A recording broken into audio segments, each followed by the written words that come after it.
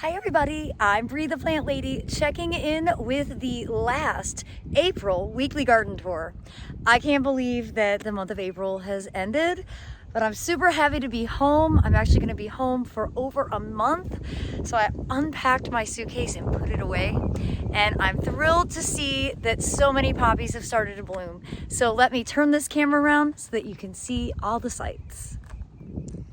Well, generally speaking, the mailbox bed isn't that interesting, but having these bright red corn poppies in flower definitely gives it a little extra charm. And of course, here is a nice lilac colored breadseed poppy. Now, they close in the evening, so don't worry. I'm going to be making lots of videos during the daytime, just kind of simple, showing you how beautiful the poppies are. In addition to poppies, you can see that the rose Campion, this is obviously a white version, has also started to bloom. Now we are exceptionally dry and all the plants are showing that. I don't ever water the driveway bed and well, it looks like it needs it. You can also see Lunaria has started to bloom, and not only has it started to bloom, it's already starting to go to seed.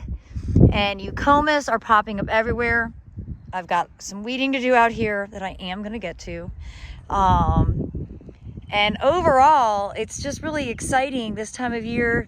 You see a lot of interesting things happening in the shrub border. And of course, the cottage gardens are really filling in. So let me give you an up-close view. So I almost never talk about lavender because in general, lavender does not perform very well in North Carolina. But this is one that's been planted for at least a decade. And is it called Blonde Ambition? I think it is. It's a variegated lavender, and the bottom line is it hasn't died. So that feels like a huge accomplishment, and it smells really nice.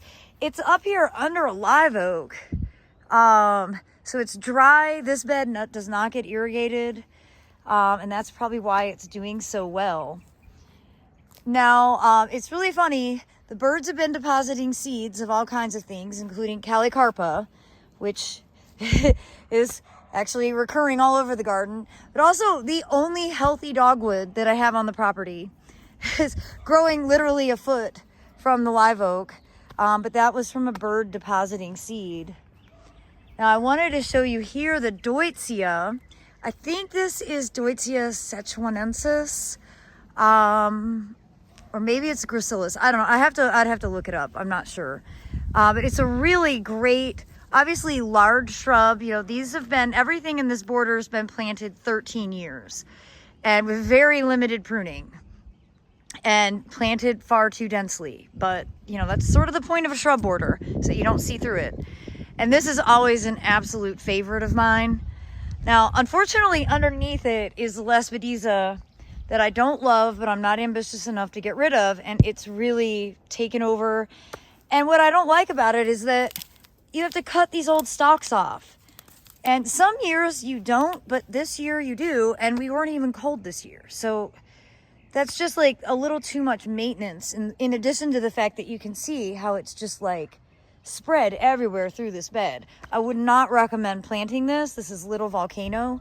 I used to like it a lot. I like it less and less every single season. Now, another plant that's in full bloom is the Catinus.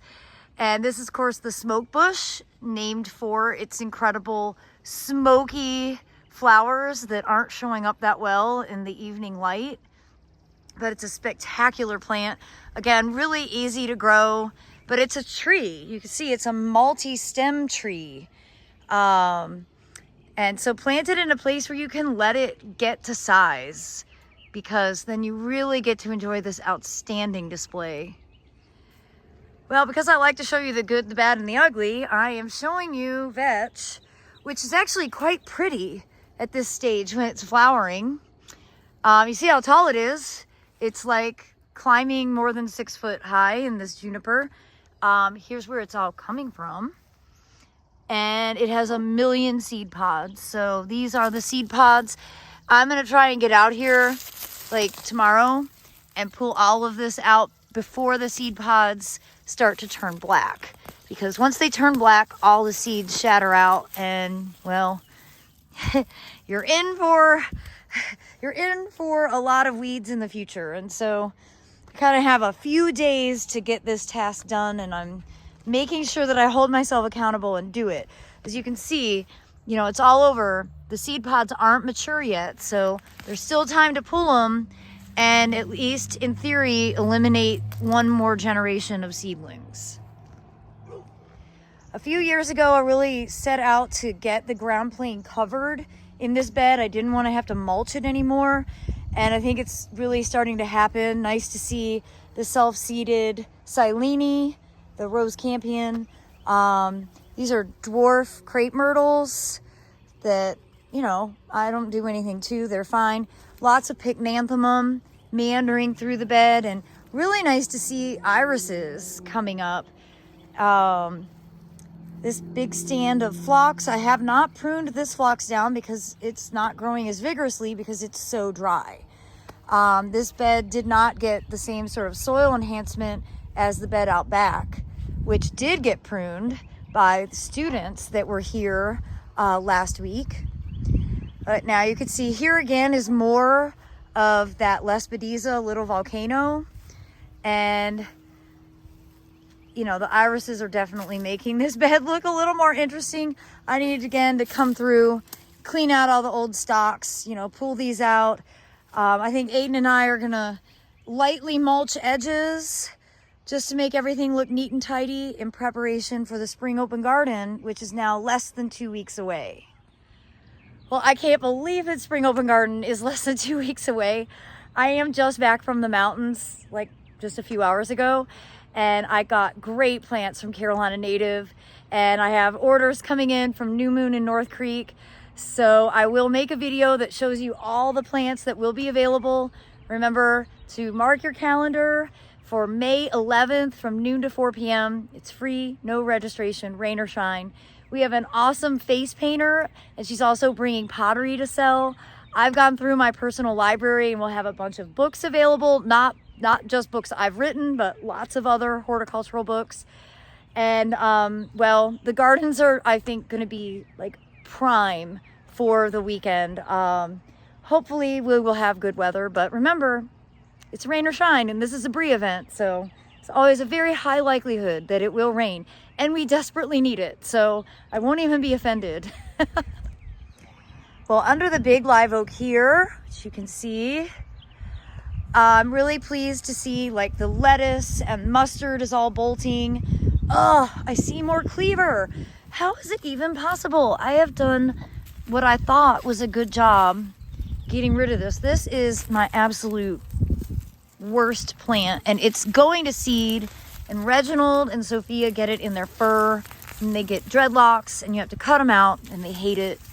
So obviously I have some quality time needed in the garden to get things up to snuff, but I wanted to show you that I do have some self-sewn foxgloves. I've been like so jealous of all the beautiful foxgloves that I've seen in the last few weeks in Charleston and Atlanta. And so I'm really pleased to see that I actually do have some. Again, really dry. These are self-sewn right at the base of a live oak. But for me, the foxgloves have done better in more shade than sun, which is very counterintuitive, but that's actually where they've performed the best. So the rest of the wave is filling out pretty fast. Pleased to see we've got, you know, some carrots that are going to start flowering. We've got more foxglove here. Poppy pods coming, even though they're really, really small. And that is because it's too dry. I have not kept these beds wet enough, and that is all my fault. Now you can see the oats are doing really well. These are actually self-sown from last year. I'm not going to allow that to happen anymore. And we have big plans for how we're going to do this bed differently in the future. And actually next year, we're going to have the open garden several weeks earlier, because I'm actually going to be in New Zealand for an IPPS meeting from April 23rd until like May 15th.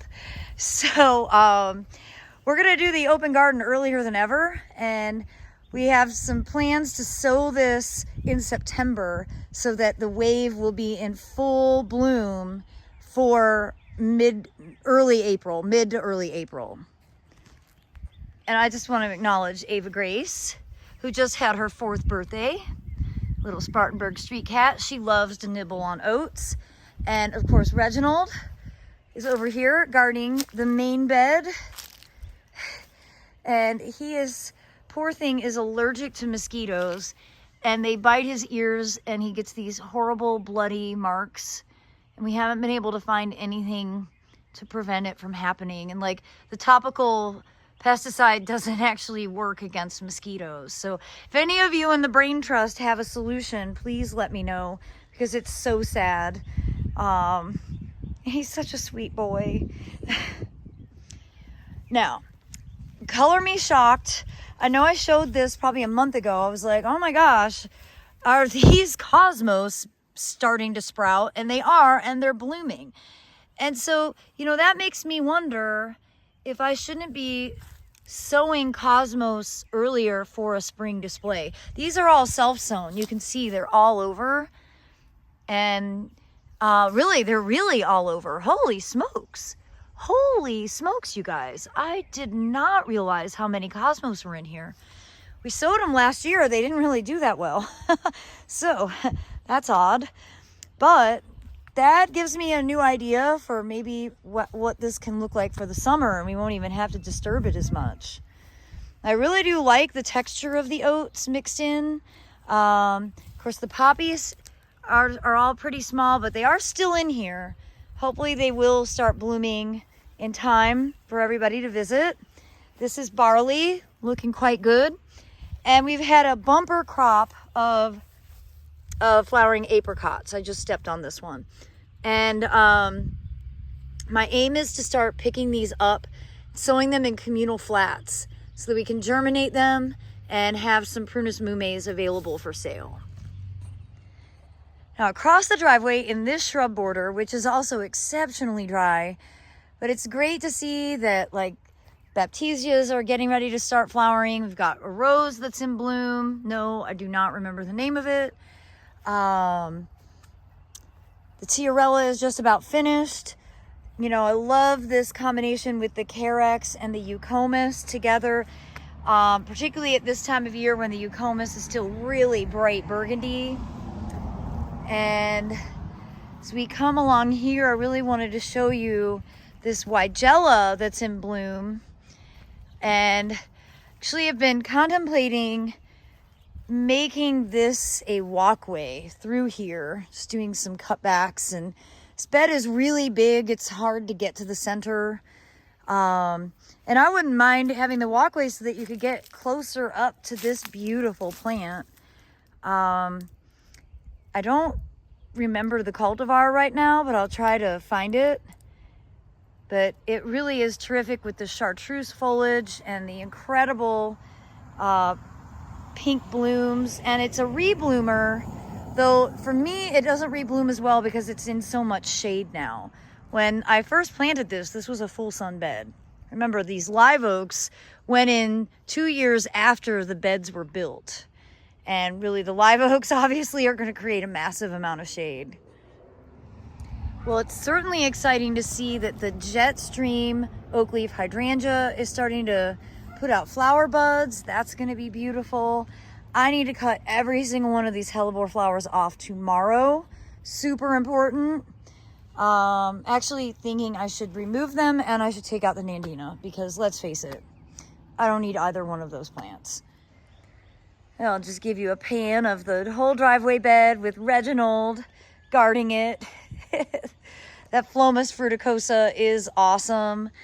And I'm really pleased to see at least a little bit of diversity. Like, the bed looks so much better when it isn't dominated by one thing. And so obviously what I want is this everywhere. And I don't have that because I let the bachelor buttons take over.